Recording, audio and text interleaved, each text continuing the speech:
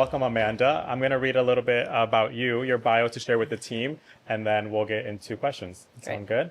All right, so today we're joined by Amanda Lannert, CEO of Jellyvision and a longtime leader in Chicago's tech and startup ecosystem. You've been a part of Jellyvision's journey since its early days, around 2001, and have served as CEO since 2011. Under your leadership, the company has grown into one of Chicago's most recognized software companies, serving more than 1,500 organizations through Alex, your employee decision support platform, which helps millions of employees navigate complex benefit decisions with clarity. Before Jellyvision, Amanda worked in brand strategy and new business development at Leo Burnett, and Jellyvision has been consistently recognized for its culture and workplace, earning multiple Best Culture and Best Places to Work distinctions in Chicago. Beyond Jellyvision, Amanda is deeply involved in our Chicago's innovation ecosystem, serving on boards like ours at P33, 1871, Hyde Park Angels, Spot Hero, Equilibria, and Packed with Purpose. You're also a longtime mentor with Techstars. You're also quick to laugh, you enjoy good food, good wine, you love fun facts, and you absolutely love dogs. I love my dog. Yeah, you love you love your dog. What kind of dog do you have? Oh, it's the worst. I have a Shih Tzu. I am that person with like a crusty white dog. But it's only because I went through. I grew up on a farm, and my dad was basically like, if you will take care of it, you can have it from a mammal perspective. So we had tons of mammals, and it's like we had a dog. What kind of dog? Just a dog. It was just a dog. We went and we're like that dog from the pound. And then I started having kids, and I said I can only have one kind of creature peeing on my rug at a time. And I had all these littles, and then they got big, and it turns out my kids are allergic to cats and dogs. And we kept going to the pound, and my youngest would literally get hives, and they're like, we cannot send you home with a real dog. So I got a fake dog, who is in fact not my dog. She's my daughter, and my favorite daughter, despite having 3 human ones. So Awesome. Well, that takes us into a little bit. You said you grew up on a farm, but do you want to tell us a little bit about maybe your upbringing, your connection to Chicago, and why you're here today? yeah, I'll give you the brief story. I'm a kid of academics. My dad was one of those people who knew at the age of 15 exactly what he wanted to do with his life. He studied for 12 years and did exactly one job. And not only did he do one job, he was a neurologist, and he worked on Parkinson's his entire career until he became chairman of the Department of Neurology at the University of Virginia. My mom was a nurse turned stay-at-home mom. My parents split when I was 10, and I ended up living with my dad. And I grew up in a house where you were expected to be learning. You were expected to do well in school, and you were expected to go to college, and you were expected to have a well-informed opinion on most things. Like, that's what we did at the dinner table as we got grilled by my very, very smart dad. And so I went to Haverford, a small liberal arts college on the East Coast, and my goal was to get a JD MD. I was going to get this joint degree and write public policy for hospitals where science and ethics collide. Because science is changing, our definition of science, our understanding of the world is changing really quickly. So what do we as humans do about it? That's what I was going to do. So like tons of school, and then sort of like pseudo academia along science. Spent my junior year abroad at the University of Edinburgh, where I got to travel from the Highlands of Scotland to Morocco, from Portugal to the Czech Republic, and I mostly studied, besides traveling, beer and boys. So I got behind my pre-med credit, came back and said, Dad, I had the year of my life. I learned more and saw more and thought more than in all of my other years of schooling combined, but I got behind in my pre-med credit, so I need one more year of my bougie New England liberal arts school to catch up, to be able to go to med school. And he said, quite simply, that's amazing. How are you going to pay for it? And so I was a kid who was off the dole, and I had no skills, no network, no job experience whatsoever besides bartending. And I'm like, what does a kid with, an English major and a concentration in Augustan to Romantic literature do for a living? And I was like, advertising? So I said, I was an East Coast kid my whole life. I didn't want to go all the way to the West Coast. So I'm like, all right, Midwest. And when you're not from the Midwest, you don't realize there are a ton of amazing cities. You're kind of like, it's just Chicago. So I said, Chicago, advertising. And at the time, the #1 company was Leo Burnett. So I applied, and by January had a job at Leo Burnett for post-college. I graduated on a Friday, showed up in a power suit with shoulder pads, the whole thing, on a Monday. And because I had to start right away without taking the summer off, like most people did, I was placed on a desk, which means instead of going through the training program with like 40 other recent college grads, I right away got to spend $110 million a year getting kids to eat Pop-Tarts. But I got to launch right into big brand, big company CPG. And after doing that for about 2.5 years, I moved into a new brand, new business development think tank where I wrote white papers for the Kellogg Company on what they should build or buy around innovation. So I got to watch a very large company innovate or try to innovate. And I knew I wanted to go from big to small and slow to fast and from stuff you could buy in a grocery store to technology.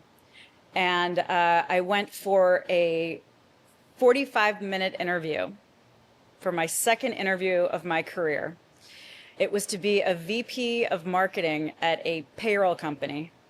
And it happened to be that interview was with a guy named Troy Hennicoff, who is like the godfather of Chicago tech. And that second interview of my life turned into a 3.5-hour conversation that changed my trajectory, began the most important mentorship of my life, and led me directly to Jellyvision. Because when I didn't want to do payroll. He's like, you want to do more B2C, you want to do fun stuff. There's this incredible then gaming company. Troy used to be, he was the first director of technology at Jellyvision. He sort of shoehorned me in. I snuck in, first employee to not be interviewed by the founder. And I joined Jellyvision, and that began my life as an accidental entrepreneur, and that was my entree to tech. So if there's like a focus of sale, like a key point to take away from my life story, it's the people always matter more than anything else.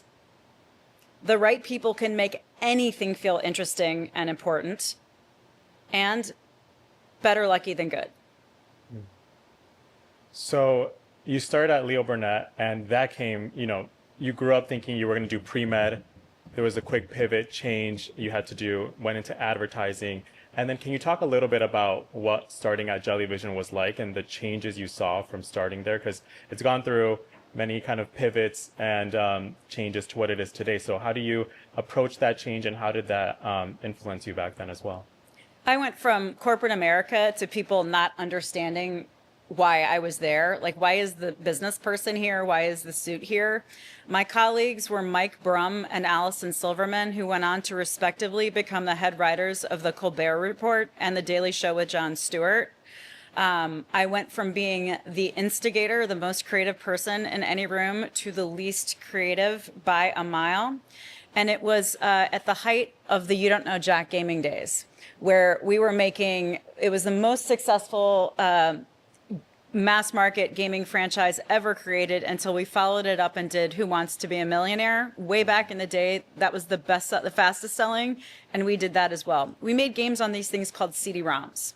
You used to put data on a piece of hardware that you would slide into a computer before data moved to being stored in the cloud, and we made all of our money on those things. I joined Jellyvision as marketer because I was VP track at Leo Burnett, and they didn't want to give me a marketing director title. And I said, I will take a pay cut to come here, and I did. And I will not get title progression, but I won't take a step back. Like, marketing manager is just a step back, so let's just call me marketer. And my business card said marketer. And 9 months later, I became president of the company and inherited the P&L of a company going off a cliff. And I remember I had, like, again, better lucky than good. My last boss at Leo Burnett is a guy who's gone on to become a serial CMO. He's an absolute baller in marketing. His name is Clive Sirkin. And when I first started going, I think there's nothing here that interests me more. I want to go somewhere else. I had this incredible opportunity where Clive called me into his office and he yelled profanity at me. And he's like, "You are thinking about leaving without talking to me." I was like, nothing's interesting. I don't want to do grocery store stuff anymore. And he took a legal pad and he threw it across the table at me and he said, You give me a shot first. Write down where you want to work at Leo Burnett, what you want to do, what your money is, the city you want to be in. You write me a job description and let me not deliver it for you before you leave. You owe me that. And I was like, wow, I would never think to do that. You're amazing. So I take the pad, I come away, I come back a couple days later, and he's like, show me. And I was like, it's blank. Then he said, now you can go. And he said, kid, there's a very hierarchical process at Leo Burnett. Whenever you're looking at any work or anything important that's going to a client, you give feedback from the most junior to the most senior so that the senior person has the benefit of getting every perspective before they make the decision. And he says, before you know it, you're going to give your opinion in turn and there's going to be no one left and you're going to be okay. And I remember being like, no, man, I'm going as marketer. It's all fine.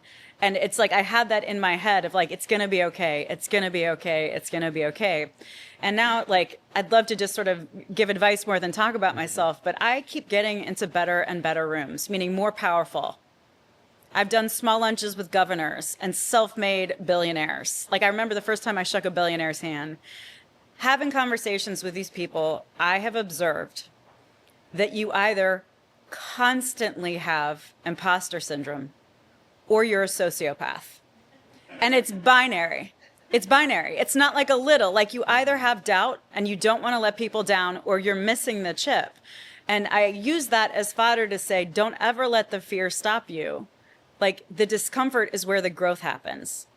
Like if you're doing something that's hard and feels weird, it's like, congratulations, at the end of the day, today you will be better. You will be stronger, you will be wiser, etc. And so I've just been really lucky about being okay figuring it out. Yeah. Are there any moments that come to mind when you say, I got through that discomfort and then I was on the other side of it? And what did that feel like? There are so many moments, like hard conversations, like when you deeply care about people and you don't want to let them down. Hard conversations in business are really still very hard.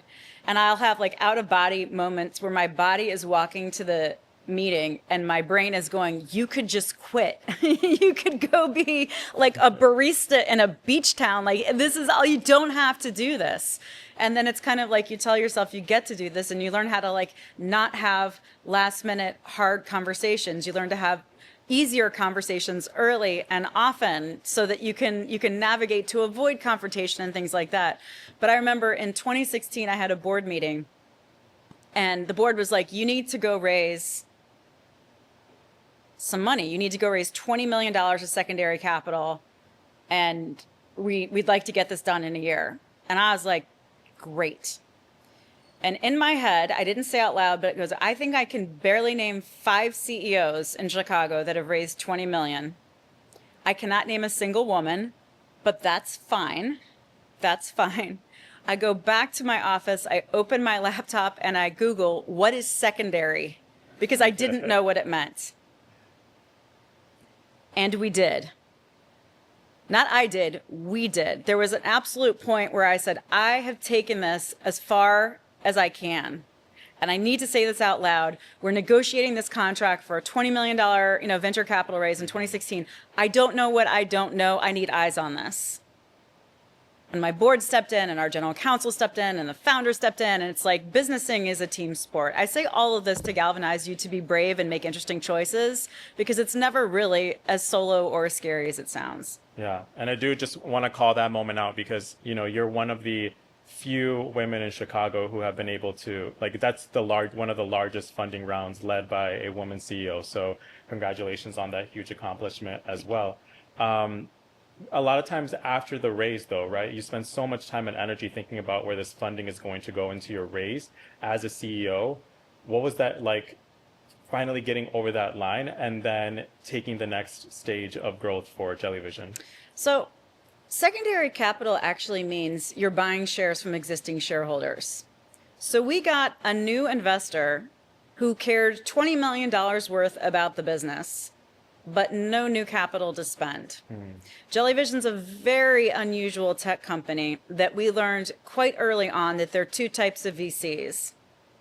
They're venture capitalists, but they're also vested customers.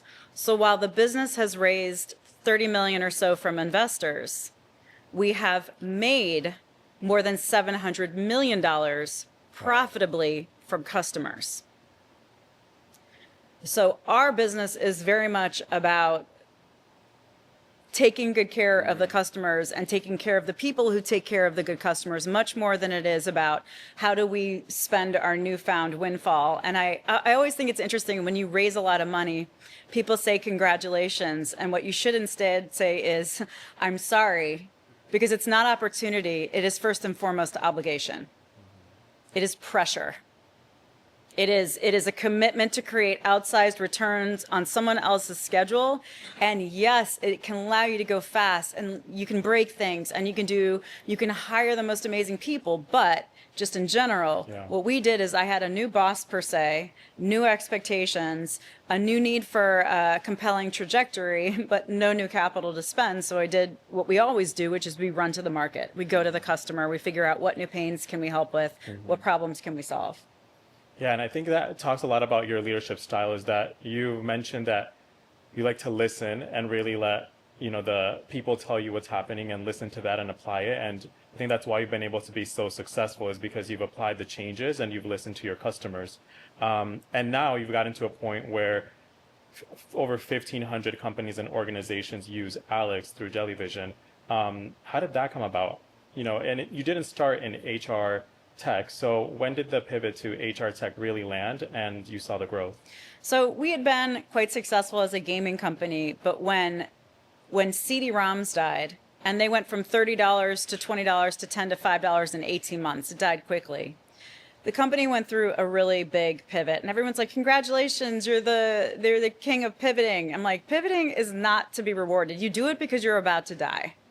So we have almost died more than most. That's like the key takeaway. But CD-ROMs, our bread and butter, died, and we went through one of the most famous of our pivots, which was we went from creating virtual game show hosts in a B2C gaming space on CD-ROMs to creating virtual advisors in a B2B enterprise space in the cloud. And our sort of thesis was we're going to go to where there's furrowed brow, where people are trying to do something complicated and boring but important, and we'll talk you through it.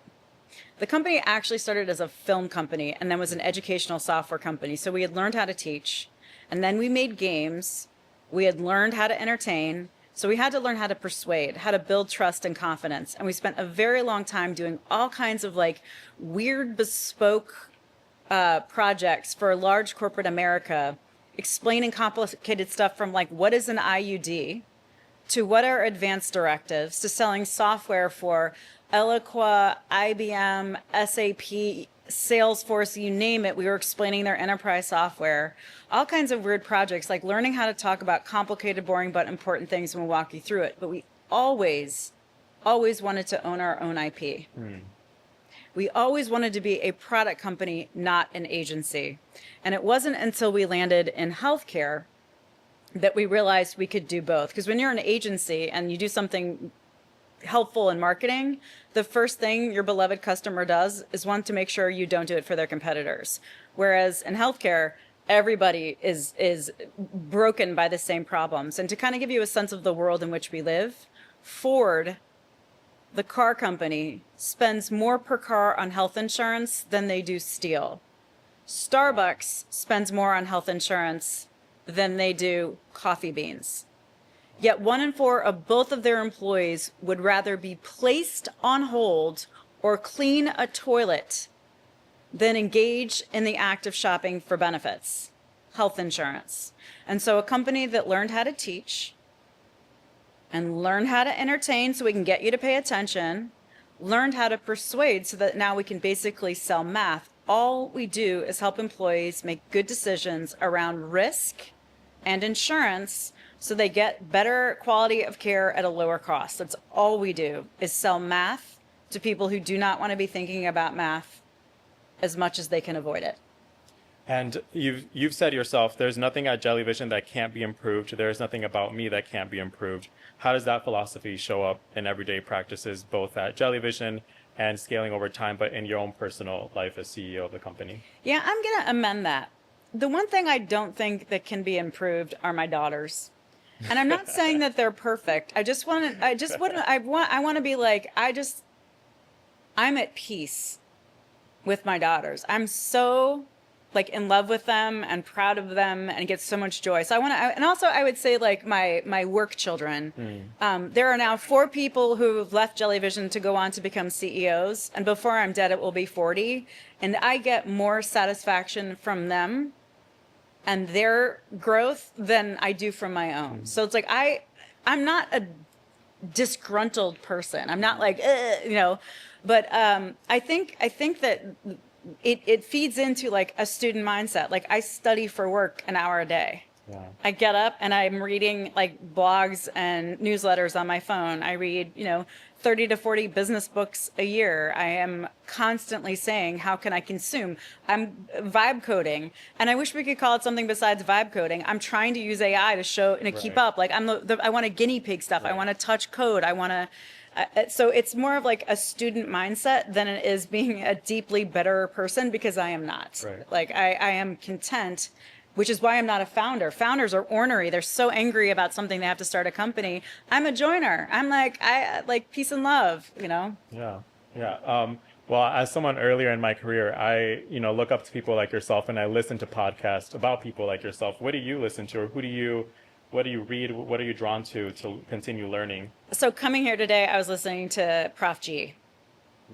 And I listen to All In, but I kind of like hate listen. But I love Prof G, and I would pivot with Kara Swisher and Prof G, or just Scott Galloway's podcast.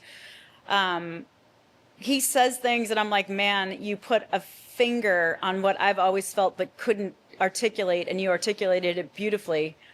And he changes my mind in equal measure. And both of those I value a lot. I value being able to be incisive about why I have the gut feelings I have, because I'm I run a lot by intuition. I think gut is hugely underrated, because gut isn't whim.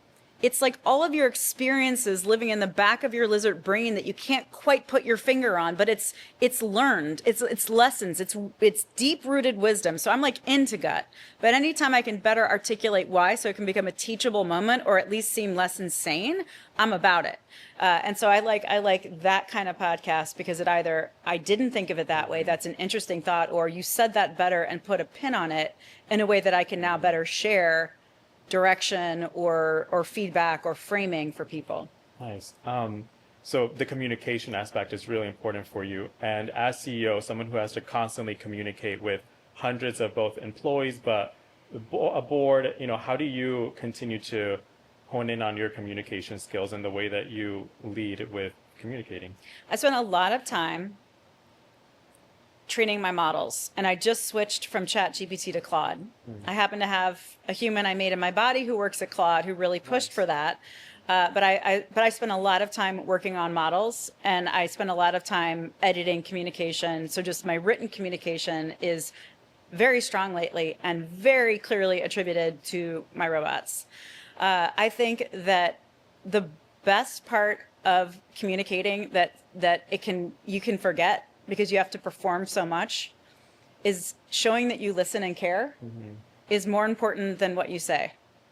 I think whether you're trying to drive performers, trying to win trust of customers, I talk a lot. I like, one of my aspirations to be someone who shifts so that I speak less than I listen in one-on-ones and in meetings, because I definitely I have a pointy point of view. I come out, I want to get this done, but my goal in my old age is to be better at just listening and absorbing and creating space for others to come to their own thoughts.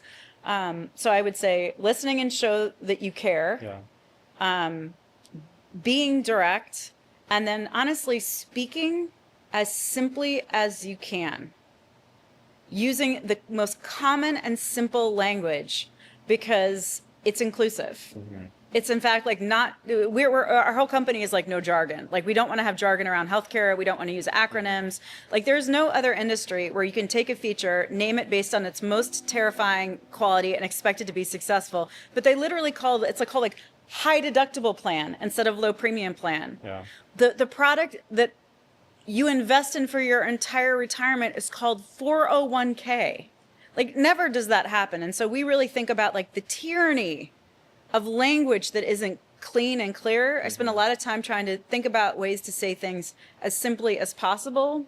So there's no stress and no extra, effort or exertion around comprehension. It can just be reaction. Your energy goes towards processing and reaction, not comprehension. Right. And you started that by saying, you use Claude and AI in your everyday life for communications. Every But day. even us as an organization, we're continuously asking ourselves how we can implement AI into our everyday practices to do our work in a more effective and better way. How about you? How are you approaching AI as the CEO? And I know you recently launched Alex Home, and you've expanded beyond open enrollment into a year-round benefits platform using an AI in a very intentional way. So how are you, as the leader of the company, approaching AI in the integration, or how you use it? So we've defined it, separate it, and try to measure it. And I'm not saying we're the best, but the first thing is day-to-day tasks. Day-to-day tasks can be automated or accelerated by the use of AI. So we give people licenses. We have a protected model where you can put your information in it and keep our customers and partners safe. But just every day, what you're doing daily can be iterated and improved upon. The second thing is that new workflows can emerge. People who aren't technical can create applications. Like we're asking people to not just improve and iterate the way they work, but to think about working differently. And the third is products now exist in our portfolio that are based on AI. And so a huge thing I've done is try to sit down with customers, and they're like, "What are you doing with AI?" I'm like, "Do you understand would it be helpful to talk through how we've broken down their large language models, their predictive analytics, and their machine learning? Can I decode this for you and talk about where we're playing and where we're not, and what you can expect from us and things like that, and where I think you should be playing?" So I always, and like, if you want to learn more about AI, go on LinkedIn, search for AI influencers or AI experts, and start to like their content. It will change the algorithm, and all day long you will get the best hacks. And I share them. I interact with them, and I like them. There was a post about go to ChatGPT or Claude Sonnet and paste this that says, based on what I've been typing into you, describe me. And it's more articulate than that. It's longer than that. But I was like, dang, that is prescient. So I shared it with my team, and people are like, I feel so seen. And it's like play with it. Play with it.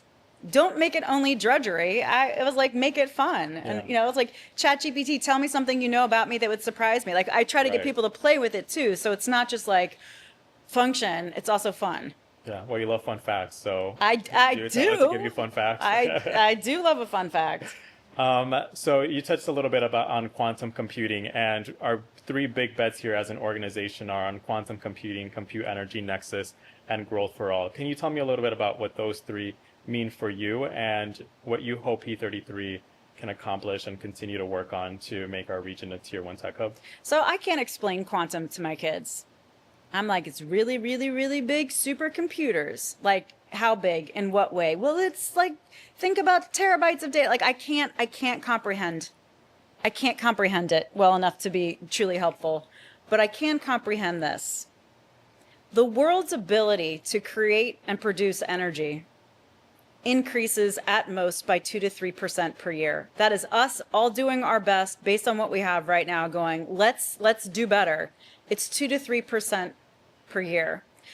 But 10% now of the world's energy demand consumption is coming for data centers.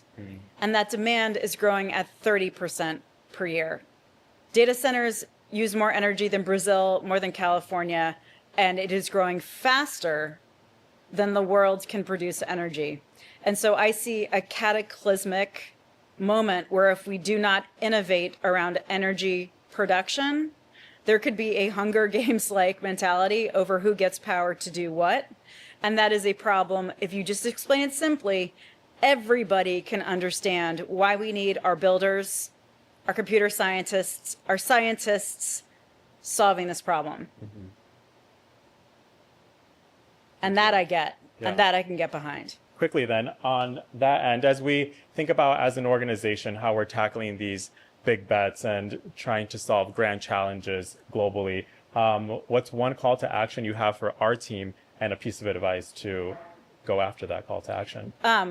Be louder on LinkedIn. Each and every one of you should be building a brand, building a network, building a following.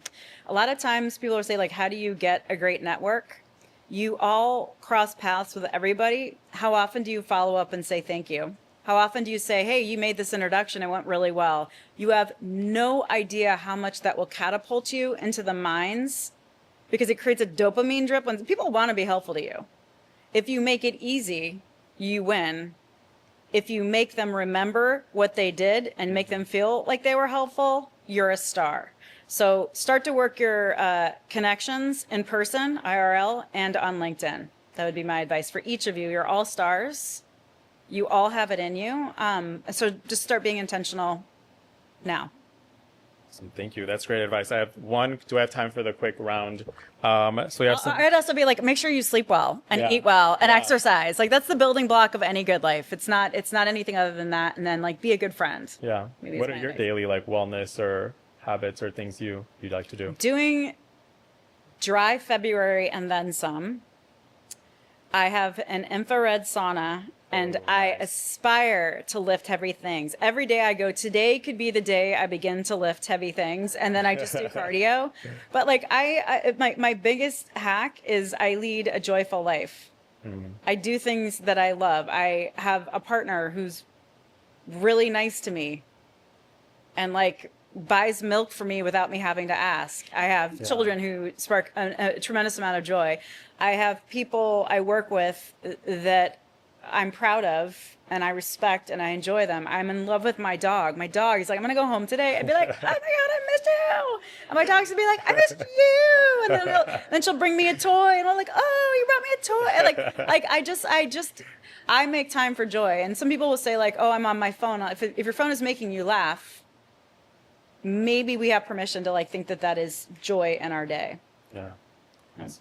Well, before I get into the quick rapid fire, given that you are our first board member coming in person to do this, one thing we'll be adding to the end of every interview is a question you leave for the next board member. So our next board member joining us will be Brenda Darden Wilkerson from AnitaB.org. What question do you want to leave for her? I got to see her on a main stage, and she looked beautiful. That's not the point of it, but I'm just like, I've never seen her more in her element. She looked beautiful, and she came out and she closed it. And I just thought, here is this woman I've known forever, and I've sat next to her in board meetings, but I saw her in her element, and I saw her lift 1,000 women. With her voice, with her ideas, with what she's built, but she lifted. I'm like, who lifts her? That's my question. I love it. Really? Yeah. Like, really? I saw these women sit straighter in their seats. Who does that for her? That's an amazing question. Thank you. Just some fun rapid fire questions to end this before we open up for team Q&A. Cubs or Sox? Bears. Oh. Favorite Chicago neighborhood? To live, Old Irving. Yeah. To eat, Lincoln Square or Pilsen. Oh, good choices. When you're not in work mode, what does a great day look like for you? Or what's one thing you do that makes it I would great get a day? workout in, I would eat really well, and I would spend time with my family and friends. Nice. Favorite Chicago season? There's summer or pain. Like, there are two choices. Whoever says pain, it's summer. What's something you're genuinely excited about right now, either personally or professionally? Watching my kids become adults. Okay. Ketchup on a hot dog, yes or no? We talked about that. For me, no, but I come in peace. Do you? Nice. What is something most people may not know about you? My siblings are very spread across the country, but we are very, very, very close. and I am the least successful of my siblings. Yeah. My brother is a Wow. country award Grammy. He won a Grammy for country music producing. Wow. Like my siblings are super, super successful, and we're very, very tight, despite living like we don't like each other across the country. Yeah. And you mentioned your sister is your best friend. Yeah. Best. All right. 3 words you use to describe yourself. Direct. Well-intentioned. Laughing. Awesome. Well, that's the last question I had for you. We'll open it up for team Q&A. Thank you so much, Amanda. Thank you. Here.